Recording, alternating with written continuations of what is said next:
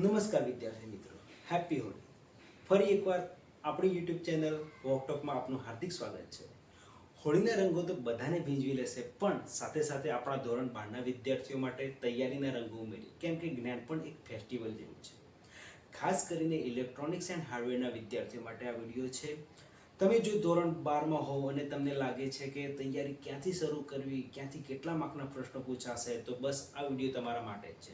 હું જાણું છું કે ધોરણ 12નું ઇલેક્ટ્રોનિક્સ એન્ડ હાર્ડવેરનું પેપર ઘણી બધી માહિતીઓથી ભરેલું હશે, કેમ કે આપણો જે કોર્સ છે બહુ બધી માહિતીઓથી ભરેલો છે. જેમ બેઝિક ઇલેક્ટ્રોનિક્સ છે, કોમ્પ્યુટર હાર્ડવેર છે, કોમ્પ્યુટર સોફ્ટવેર છે, નેટવર્ક છે, વિન્ડોઝ સર્વર છે, સલામતી છે, સુરક્ષા છે અને અગ્નિશામક યંત્ર અને અગ્નિ પણ છે.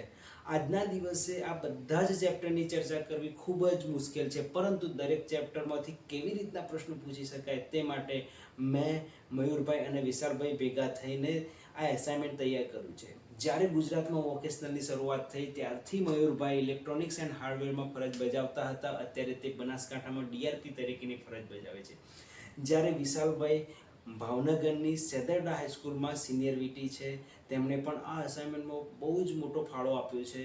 તો અમે બધાએ ભેગા થઈને કયા પ્રશ્નો પૂછી શકાય એની ચર્ચા કરીને આ અસાઇનમેન્ટ તૈયાર કર્યું છે, જે તમને નીચે ડિસ્ક્રિપ્શન બોક્સમાં મળી જશે.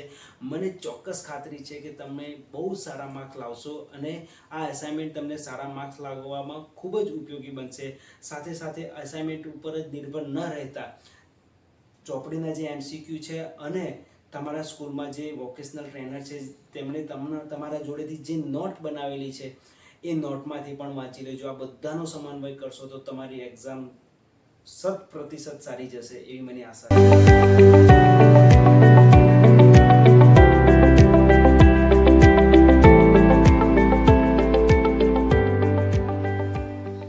મિત્રો, હવે આપણે ચર્ચા કરીશું બ્લુપ્રિન્ટની. બ્લુપ્રિન્ટ એટલે કે પરીક્ષામાં સફળ થવાનો શોર્ટકટ. જો તમને બ્લુપ્રિન્ટ ખબર હોય તો એક આખો મેપ ખબર પડી જાય કે આપણે ક્યાં જવાનું છે, તો આપણે કયા પ્રશ્ન તરફ જવાનું છે એ તમને બ્લુપ્રિન્ટ તરફથી સરળતાથી ખબર પડી જશે.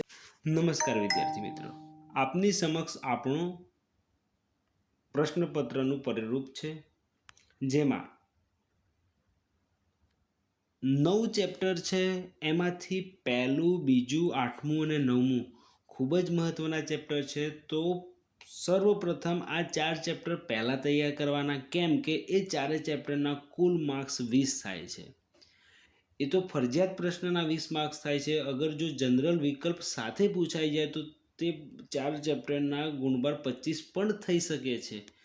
મતલબ કે મિનિમમ 20 માર્ક્સનું તો પૂછાશે, મેક્સિમમ 25, 26 ગમે તેટલા માર્ક્સનું પૂછાઈ શકે.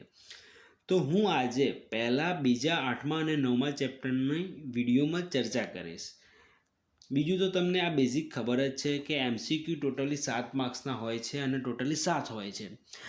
વિભાગ બીમાં ટૂંક જવાબી પ્રશ્નો એટલે કે 2 માર્ક્સના પ્રશ્નો ટોટલી 10માંથી 7 લખવાના હોય છે અને એનો કુલ ગુણભાર છે 14.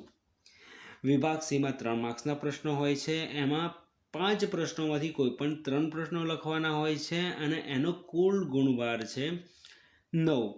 મતલબ કે 30 માર્ક્સનું પેપર થઈ ગયું.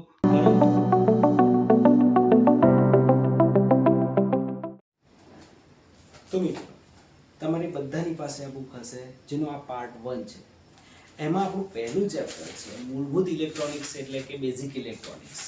બેઝિક ઇલેક્ટ્રોનિક્સમાં જ્યારે શરૂઆત થાય છે ત્યારે વાહક, અવાહક અને અર્ધવાહકથી શરૂઆત થાય છે. આ 3 મુદ્દા ખાસ કરીને તૈયાર કરી લેજો. એના પછી આવે છે એસી ડીસી વચ્ચેનો તફાવત, મતલબ એસી કરંટ અને ડીસી કરંટ વચ્ચેનો તફાવત. આ વારંવાર પરીક્ષાઓમાં પૂછાય છે, તો ખાસ કરીને મિત્રો તૈયાર કરી લેજો. એના પછી છે વિદ્યુત પ્રવાહની વ્યાખ્યા, વિદ્યુત દબાણ એટલે વોલ્ટેજની વ્યાખ્યા અને વિદ્યુત અવરોધ એટલે રેઝિસ્ટરની વ્યાખ્યા. એના પછી એ ત્રણેયનો સમન્વય આવે છે ઓહમનો નિયમ. ઓહમનો નિયમ 3 માર્ક્સમાં પૂછાય એવો પ્રશ્ન છે, ભૂલથી પણ છોડતા નહીં, કેમ કે ઓહમનો નિયમ 1 માર્ક્સમાં પણ પૂછાઈ શકે, 2 માર્ક્સમાં પણ પૂછાઈ શકે અને 3 માર્ક્સમાં પણ પૂછાઈ શકે. બીજું ક્લોઝ સર્કિટ અને ઓપન સર્કિટ, એ તો તમે 10માના વિજ્ઞાનમાં પણ ભણેલા છો. એવી જ રીતે શ્રેણી જોડાણ અને સમાંતર જોડાણ, એ પણ તમે 10માના વિજ્ઞાનમાં ભણેલા છો. તો એક બહુ હાર્ડ પ્રશ્ન છે નહીં. એના પછી પાવરની વ્યાખ્યા, એના પછી છે ઘણા બધા ચિહ્ન છે કે ભાઈ કેપેસિટરનું પ્રતીક છે, રેઝિસ્ટરનું પ્રતીક છે, ડાયોડનું પ્રતીક છે કે પછી ઇન્ડક્ટરનું પ્રતીક છે. આ પ્રતીક દોરતા શીખી જજો, તૈયાર કરી લેજો, કેમ કે ક્યાંક ને ક્યાંક પરીક્ષામાં તમને પૂછાશે.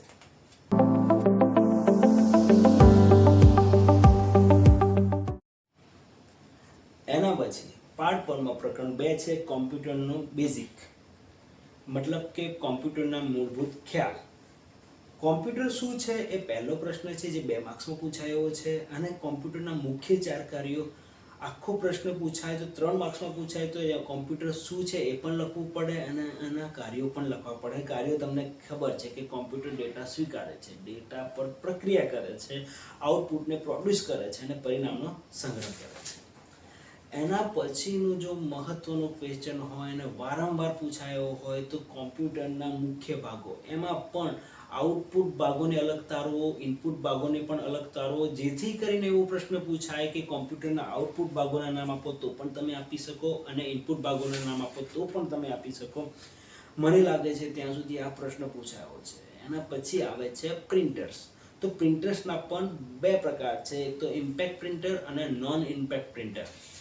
તો ઇમ્પેક્ટ પ્રિન્ટરમાં ખાસ એના 2 પ્રકાર છે એ જાણી લેવાના, અને એના જે ટાઈપ્સ છે એના વિશે પણ થોડું વાંચી લેવાનું.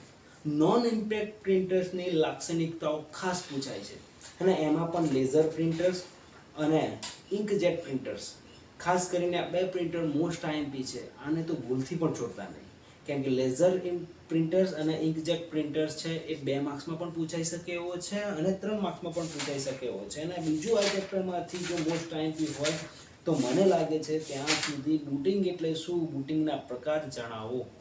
આટલું તો મિત્રો ચેપ્ટર 2 માંથી ખાસ તૈયાર.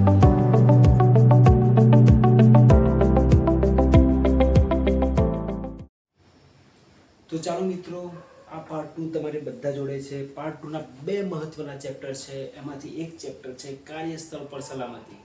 તો જે કાર્યસ્થળ પર સલામતી છે એમાંથી અકસ્માતના કારણો, એના પછી આવે છે કે સલામતી ચિહ્નોનો ઉપયોગ શા માટે થાય છે, અને એનાથી પણ મોસ્ટ આઈએમપી પ્રશ્ન જે દરેક એક્ઝામમાં પૂછાય છે અને મેં ઘણી બધી વાર પેપરમાં જોયું છે છેલ્લા 3 વર્ષથી, જે આ પ્રશ્ન છે સલામતી ચિહ્નોની કેટેગરી, જે આકૃતિ દોરીને એમને સમજાવવાની છે, જેમાં કેટેગરી, પેટા કેટેગરી, રંગ વાઇઝ સમજાવવાની છે.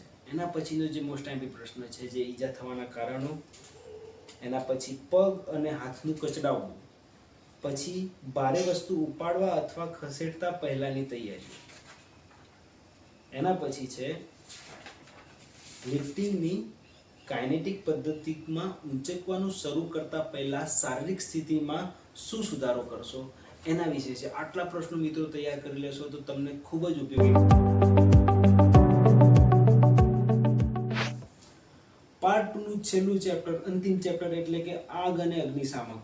મિત્રો તમે અગ્નિ ત્રિકોણ 10માના જૂના કોર્સમાં તમે 100% ભણેલા હશો, અને એ જ અગ્નિ ત્રિકોણ 12માના છેલ્લા ચેપ્ટરમાં પણ છે. તો અગ્નિ ત્રિકોણ માટે ઇફેક્ટ કરતી 4 વસ્તુઓ જેવું કે આગ, ઈંધણ, ઓક્સિજન અને ગરમી. તો આ 4 વિશે તૈયાર કરી લેજો. ઇન્ડિવિજ્યુઅલી પણ પ્રશ્ન પૂછાય અને આખો પ્રશ્ન 3 માર્ક્સમાં પૂછાય એવો છે. અને એવો જ બીજો પ્રશ્ન છે આગ અટકાવવાના ઉપાયો, તો એ પણ તમે તૈયાર કરી લેજો. એના પછી છે આગનું વર્ગીકરણ. આગનું વર્ગીકરણ જનરલી વર્ગ એની આગ, વર્ગ બીની આગ, વર્ગ સીની આગ, વર્ગ ડીની આગ એ વિકલ્પમાં તો પૂછાય જ છે, પરંતુ આ પ્રશ્ન પણ આખો 3 માર્ક્સમાં પૂછી શકાય, એટલે એ પણ તૈયાર કરી લેજો. એના પછી અગ્નિશામક યંત્રો, મતલબ અગ્નિશામક યંત્રના પ્રકારો છે.